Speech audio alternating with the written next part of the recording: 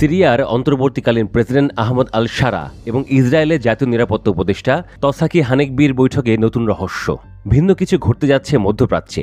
আবুধাবিতে এই গোপন বৈঠক হয় বলে কূটনৈতিক সূত্রে বরাতে এই তথ্য জানিয়েছে আল মায়াদিন। বৈঠকে সরাসরি সমন্বয় করেন সংযুক্ত আরব আমিরাতের প্রেসিডেন্ট মোহাম্মদ বিন জায়েদ।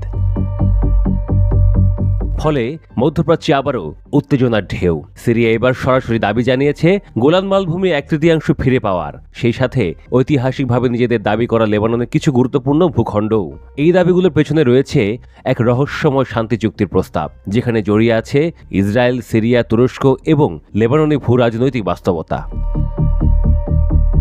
ইসরায়েলি সংবাদ মাধ্যম i24 নিউজকে দেওয়া এক সাক্ষাৎকারে সিরিয়ার প্রেসিডেন্ট আহমদ আল শারার ঘনিষ্ঠ এক সূত্র জানিয়েছেন, সিরিয়া চায় গোলান মালভূমির অন্তত 1/3 ফিরে পেতে, যে অঞ্চলটি 1974 সালে যুদ্ধবিরতির আগেই ইসরায়েল দখল করেছিল।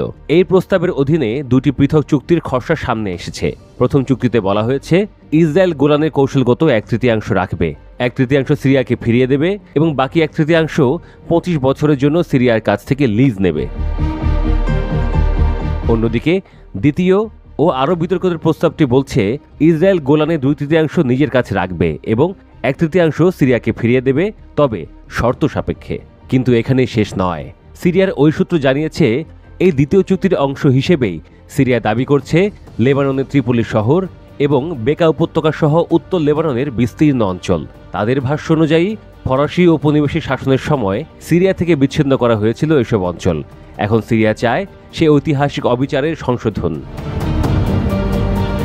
1920 সালের ফরাসি ম্যান্ডেটের সময় লেবানন গঠনের অংশ হিসেবে ওই অঞ্চলগুলো সিরিয়া থেকে আলাদা করা হয়েছিল। বর্তমানে সিরিয়া এইসব অঞ্চলকে ঐতিহাসিকভাবে নিজেদের বলে দাবি করছে। এই আলোচনা শুধুই ভূখণ্ডে সীমাবদ্ধ নয়। সিরিয়া একই সাথে একটি আঞ্চলিক পানি চুক্তির প্রস্তাব দিচ্ছে, যার আওতায় ইসরায়েল, তুরস্ক ও সিরিয়ার মাধ্যমে ইউফ্রেটিস নদী থেকে পানি নিতে পারবে একটি পাইপলাইনের মাধ্যমে। এটা শুধু পানি বা জমির লেনদেন নয়, বরং একটা বৃহৎ কৌশলগত সাময়িক চুক্তির প্রস্তাব, যেখানে সিরিয়া চায় শান্তির বিনিময়ে ভূখণ্ড ও পানির উপর কর্তৃত্ব। এই প্রস্তাবের বাস্তবায়ন বেশ জটিল। লেবাননের ভূমি দাবির অংশটি একেবারে বিস্ময়কর এবং তা শুধু ইসরায়েল নয়, লেবানন ও তুরস্ককেও সরাসরি জড়িয়ে ফেলে। একে আঞ্চলিক আলোচনা প্ল্যাটফর্মে আনাই চ্যালেঞ্জিং হবে।